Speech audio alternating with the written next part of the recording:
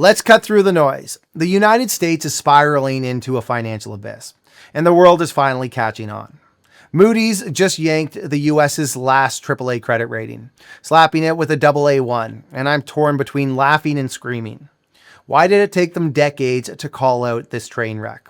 The US has been drunk on debt, printing money like it's confetti, and now when someone dares mentioning balancing the budget, Moody's drops the hammer. The irony is thicker than the Fed's balance sheet. And this is why I've been pounding the table on gold since 2010. And now I'm doubling down. Gold's about to go parabolic. Okay, guys, I'm going to go back and do a little bit of my history here. And back in February 2010, I was a math teacher, blindsided by a student's question. Where does all this money come from? I froze. I didn't have a good answer. How could the US keep running massive deficits without a plan? That question sent me down a rabbit hole. This was pre-social media, when you had to dig through books and forums to understand the world. What I found out was simple, but chilling. It's all printed. Ben Bernanke's quantitative easing was just a fancy term for firing up the printing press, bailing out banks, and papering over a broken economy. That realization flipped a switch in me, and I started buying gold and small cap stocks, betting on the government's addiction to debt. Those stocks soared as the Fed's money flooded the system, proving the market had learned a dangerous lesson. Uncle Sam will always print his way out of trouble. Fast forward to today, and the numbers are staggering. The US debt is nearly $37 trillion, with deficits ballooning faster than ever. Under Trump's first 3 years, deficits hovered between $665 billion and $984, which was already reckless. Then COVID hit, and the floodgates opened. $3 trillion in 2020, followed by 2021, when Biden took over. It barely slowed. 2.8 trillion, 1.4 trillion, 1.7 trillion, 1.8. Deficits are now triple what they were in 2017. And Moody's finally said enough, warning that the deficit to GDP ratio could hit 9% by 2035. With GDP at $37 trillion, that's $3.3 trillion in deficits annually in today's terms. Of course, by then, with inflation, that number would be much higher at 9%. But here's the problem, as Moody's points out.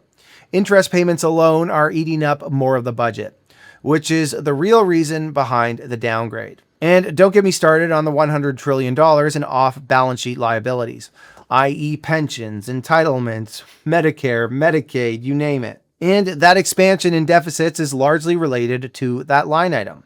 Those liabilities are now hitting their inflection point.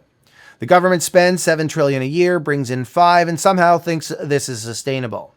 And it's not just the debt, it's the ideology behind it. And every time the US slipped further into the trap of modern monetary theory, the US deserved a downgrade, peddled by folks like Stephanie Kelton, who says deficits don't matter, printing is fine, and we can spend forever.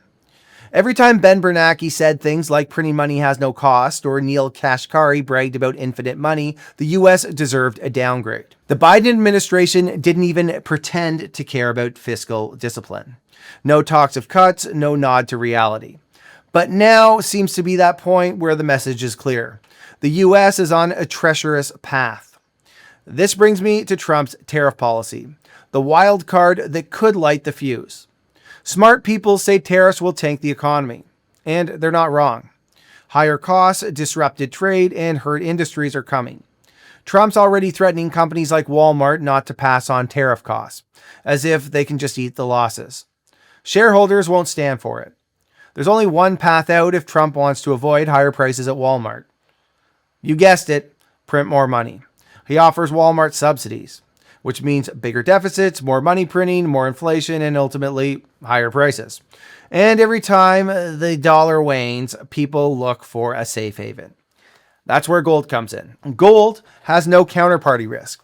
Unlike US Treasuries, which are only as good as the dollar they're denominated in, gold doesn't depend on anyone's competence.